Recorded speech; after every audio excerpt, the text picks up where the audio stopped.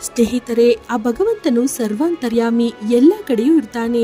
ನಿಮ್ಮಲ್ಲಿ, ನನ್ನಲ್ಲಿ, ಹಾಗೆ ಎಲ್ಲ ಕಡೆ ಇರ್ತಾನೆ. ವಿಶ್ವದಲ್ಲಿ ಜೀವ ಇರುವ ಅಥವಾ ನಿರ್ಜೀವ, ಹೀಗೆ ಪ್ರತಿಯೊಂದರಲ್ಲೂ ಕೂಡ ದೇವರಿರ್ತಾನೆ. ನಮಗೆ ದೇವರು ಕಾಣಿಸದೇ ಇರಬಹುದು, ಆದರೆ ಆತನು ಇರುವ ಹಾಗೆ ನಮಗೆ ಅನೇಕ ಸಂದರ್ಭಗಳಲ್ಲಿ ಭಾಸವಾಗುತ್ತದೆ. ಯಾವುದಾದರೂ ಅಪಾಯಗಳಿಂದ ಅಕಸ್ಮಾತಾಗಿ ತಪ್ಪಿಸಿಕೊಳ್ಳೋದು. ಕೆಲವೊಂದು ಸಾರಿ ಎಳೆ ಮಕ್ಕಳು ಕೆಳಗೆ ಬೀಳುತ್ತಿದ್ದರೂ ಕೂಡ ಅವರಿಗೆ ಏನು ಆಗದೇ ಇರೋದು. ಮಾರಣಾಂತಿಕ ಕಾಯಿಲೆಗಳು ಬಂದರೂ ಕೂಡ ಸಾವಿನಿಂದ ತಪ್ಪಿಸಿಕೊಳ್ಳೋದು. ಹೀಗೆ ಎಷ್ಟೋ ಘಟನೆಗಳನ್ನ ನಾವು ನೋಡಿರ್ತೇವೆ. ಇವುಗಳೆಲ್ಲವೂ ಆ ಭಗವಂತನ ಅಭಯ ಹಸ್ತದಿಂದ ನಡೆಯದಿದ್ದರೆ ಮತ್ತಿನ್ನೇನು. ಆದ್ದರಿಂದಲೇ ಈ ಮನುಷ್ಯನ ಜನ್ಮ ಅಷ್ಟು ಶ್ರೇಷ್ಠವಾದದ್ದು. ನಾವು ಆ ಭಗವಂತನ ಪ್ರತಿರೂಪಗಳಾಗಿದ್ದು ಆ ಭಗವಂತನನ್ನ ನೆನೆಯುವ ಶಕ್ತಿಯನ್ನ ಪಡೆದಿದ್ದೇವೆ.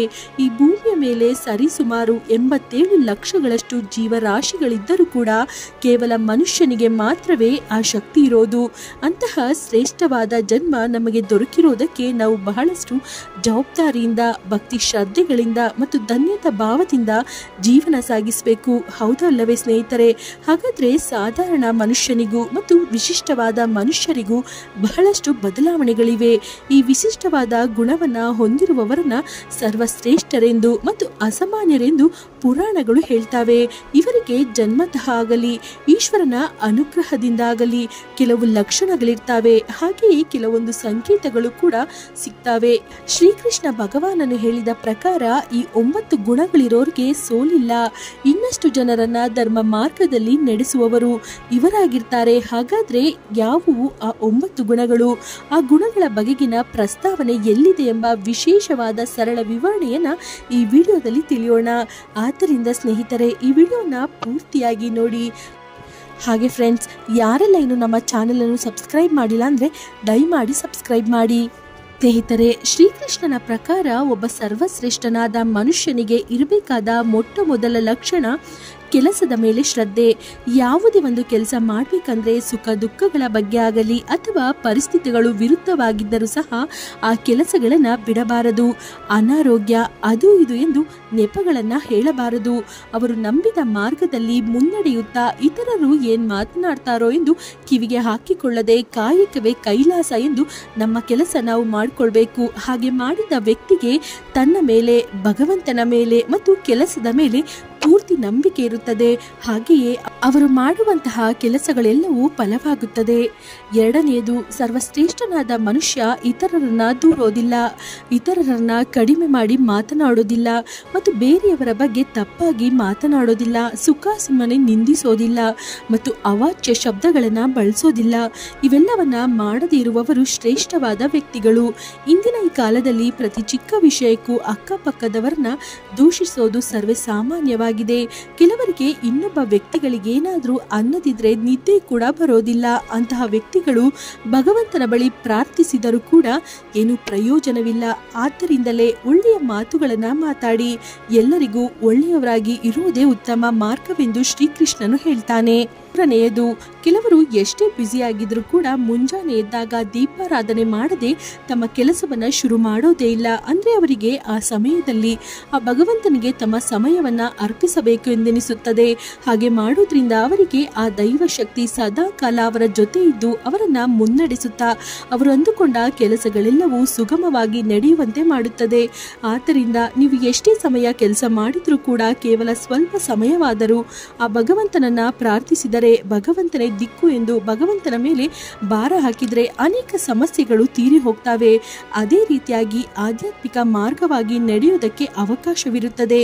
ಈ ಸಮಾಜದಲ್ಲಿ ಒಬ್ಬ ವ್ಯಕ್ತಿಗಿರುವ ಜವಾಬ್ದಾರಿಯನ್ನ ಗ್ರಹಿಸಬೇಕೆಂದು ಹೇಳಿದ್ದಾರೆ ಶ್ರೀಕೃಷ್ಣ ಭಗವಾನರು. ನಾಲ್ಕನೆಯದು, ಅವಶ್ಯಕತೆ ಇರೋರಿಗೆ ಸಹಾಯ ಮಾಡುವುದು, ಸತ್ಕಾರ್ಯಗಳನ್ನ ಮಾಡುವುದು. ಪ್ರಾಣಿ ಪಕ್ಷಿಗಳನ್ನ ಧನ್ಯತಾ ಭಾವದಿಂದ ನೋಡಿ ಅವುಗಳಿಗೆ ಅವಶ್ಯಕವಾಗಿರೋದನ್ನ ಪೂರೈಸೋದು. ಎದುರಿಗಿರುವವರು ಅಂಗವೈಫಲ್ಯಗಳನ್ನ ಹೊಂದಿದ್ರೆ ಅವರನ್ನ ಹೀಯಾಳಿಸದೇ ಇರೋದು, ಹಾಗೆಯೇ ಅವರಿಗೆ ಸಹಾಯ ಮಾಡೋದು, ಸ್ತ್ರೀಯರನ್ನ ಗೌರವಿಸೋದು. ಇವೆಲ್ಲವೂ ಕೂಡ ಸರ್ವಶ್ರೇಷ್ಠ ವ್ಯಕ್ತಿಯಲ್ಲಿರುವ ಸಾಮಾಜಿಕ ಲಕ್ಷಣಗಳು. ಹೀಗೆ ಮಾಡುವುದು ಎಲ್ಲರಿಂದಲೂ ಸಾಧ್ಯವಿರೋದಿಲ್ಲ. ಕೇವಲ ಆ ಭಗವಂತನ ಕೃಪೆಯಿಂದಲೇ ಜವಾಬ್ದಾರಿ ಮತ್ತು ಸಮಭಾವನೆ ಏರ್ಪಾಡಾಗುತ್ತದೆ. ಇತರರಿಗೆ ಅನ್ಯಾಯ ಮಾಡದೇ ಇರೋದು, ಮೋಸ ಮಾಡದೇ ಇರುವುದು ಸಾಮಾನ್ಯ ವ್ಯಕ್ತಿಗಳಲ್ಲಿ ಇರುವ 5ನೇ ಲಕ್ಷಣ. ಶ್ರೀಕೃಷ್ಣ ಭಗವಾನ್ ಭಗವಾನರು ಭಗವದ್ಗೀತೆಯಲ್ಲಿ ಸ್ಪಷ್ಟವಾಗಿ ಹೇಳ್ತಾರೆ, ಯಾವ ವ್ಯಕ್ತಿಯಾದರೆ ಇತರರ ಹಣಕ್ಕೆ ಆಸೆ ಪಡುವುದಿಲ್ಲವೋ ಮತ್ತು ಇತರರಿಗೆ ಮೋಸ ಮಾಡುವುದಿಲ್ಲವೋ ಅಂತಹ ವ್ಯಕ್ತಿ ಉತ್ತಮನು ಎಂದು. ಇಂತಹ ಲಕ್ಷಣಗಳಿದ್ದರೆ ಅವರಿಗೆ ಮೋಸ ಮಾಡುವ ಆಲೋಚನೆ ಬರೋದಿಲ್ಲ ಮತ್ತು ಇತರರನ್ನ ದ್ವೇಷಿಸುವ ಮನಸ್ಸು ಇರೋದಿಲ್ಲ. ಆದರೆ ಪರಿಸ್ಥಿತಿಗಳ ಪ್ರಭಾವದಿಂದಾಗಲಿ ಸರಿಯಾದ ಆಲೋಚನೆ ಇಲ್ಲದಿರುವುದರಿಂದಾಗಲಿ ನಾವು ತಪ್ಪುಗಳನ್ನ ಮಾಡೋದು ನಡೆಯುತ್ತಲೇ ಇರುತ್ತದೆ. ಆ ಸುಳಿಯಿಂದ ಬಹಳ ಮಂದಿ ತಪ್ಪಿಸಿಕೊಳ್ಳಲಾರರು. ಅಕ್ರಮ ಸಂಬಂಧಗಳನ್ನ ಇಟ್ಟುಕೊಳ್ಳೋದು, ದುರಾಸೆಯಿಂದ ಅಪರಾಧಗಳನ್ನ ಮಾಡೋದು, ಸ್ವಂತದವರಿಗೆ ನಂಬಿಕೆ ದ್ರೋಹ ಮಾಡೋದು ಹೆಚ್ಚಾಗಿ ಬಿಟ್ಟಿವೆ. ಇವುಗಳನ್ನ ಪಾಲಿಸುತ್ತಾ ಒಳ್ಳೆಯದರ ಕಡೆ ನಿಲ್ಲುವುದೆಂದರೆ ಆ ಭಗವಂತನ ಆಜ್ಞೆಯನ್ನ ಪಾಲಿಸಿದಂತೆ. ಆರನೆಯದು, ಕೆಲವು ವ್ಯಕ್ತಿಗಳಿಗೆ ಯಾವುದಾದರೂ ಕೆಡುಕು ನಡೆಯುತ್ತದೆ ಎಂದಾದರೆ ಮುಂಚಿತವಾಗಿಯೇ ತಿಳಿಯುತ್ತದೆ. ಕನಸಿನ ರೂಪದಲ್ಲಿ, ದೇಹವು ಆಲಸಿಯಾದಂತೆ, ಮನಸ್ಸಿನಲ್ಲಿ ಏನೋ ಒಂದು ರೀತಿಯ ತಳಮಳ, ಹೀಗೆ ಅನೇಕ ಸಂಕೇತಗಳು ಅಪಾಯವನ್ನ ತಿಳಿಸಪಡಿಸುತ್ತವೆ. ಇವುಗಳನ್ನ ಅರ್ಥ ಮಾಡಿಕೊಂಡು ಜಾಣ್ಮೆಯಿಂದ ಜಾಗೃತಿ ವಹಿಸ್ತಾರೆ. ಇಲ್ಲ ಇತರರಿಗೆ ಜಾಗೃತೆಯಿಂದಿರಿ ಎಂದು ಹೇಳ್ತಾರೆ. ಹಾಗೆಯೇ ಕೆಲವರಿಗೆ ಇದು ಹುಟ್ಟಿನಿಂದಲೇ ಬಂದಿರುತ್ತದೆ, ಇನ್ನು ಕೆಲವರಿಗೆ ವಯಸ್ಸಿಗೆ ಬಂದ ಮೇಲೆ ಬರುತ್ತದೆ. ಈ ಭವ್ಯವಾದ ದಿವ್ಯ ಶಕ್ತಿಯನ್ನ ಭಗವಂತನು ಪ್ರಸಾದಿಸ್ತಾನೆ. ಅದನ್ನ ಸದ್ವಿನಿಯೋಗ ಮಾಡಿಕೊಂಡು ಒಳ್ಳೆಯದನ್ನ ಮಾಡಲು ಇವರು ಶತಪ್ರಯತ್ನ ಮಾಡ್ತಾರೆ. ಏಳನೆಯ ಸಂಕೇತವೆಂದರೆ ಸುವಾಸನೆ. ಸರ್ವಶ್ರೇಷ್ಠವಾದ ವ್ಯಕ್ತಿಗಳು ತಮ್ಮ ಸುತ್ತಲೂ ಯಾವಾಗಲೂ ಪರಿಮಳ ಸೂಸುವ ಹಾಗೆ ಅನುಭೂತಿಯನ್ನು ಹೊಂದ್ತಾರೆ. ಹೂವುಗಳು, ಧೂಪ, ಸಾಂಬ್ರಾಣಿ ಮತ್ತು ಅಗರಬತ್ತಿಗಳಂತಹ ಪವಿತ್ರವಾದವುಗಳ ಸುವಾಸನೆ ಬರುವಂತೆ ಗ್ರಹಿಸ್ತಾರೆ. ಅಂತಹ ಪವಿತ್ರತೆ ಎಲ್ಲರಿಗೂ ಬರೋದಿಲ್ಲ. ಆ ಭಗವಂತನ ಮೇಲೆ ವಿಶ್ವಾಸ ಮತ್ತು ಕಲ್ಮಶವಿಲ್ಲದ ಸ್ವಚ್ಛವಾದ ಜೀವನ ನಡೆಸುವವರಿಗೆ ಮಾತ್ರವೇ ಅಂತಹ ನಿರ್ಮಲವಾದ ಸುವಾಸನೆ ಬರುತ್ತದೆ. ಆ ಸುವಾಸನೆ ಭಗವಂತನ ಆಶೀರ್ವಾದವು ಆ ವ್ಯಕ್ತಿಯ ಮೇಲಿದೆಂದು ತಿಳಿಸುವ ಸಂಕೇತವಾಗಿರುತ್ತದೆ.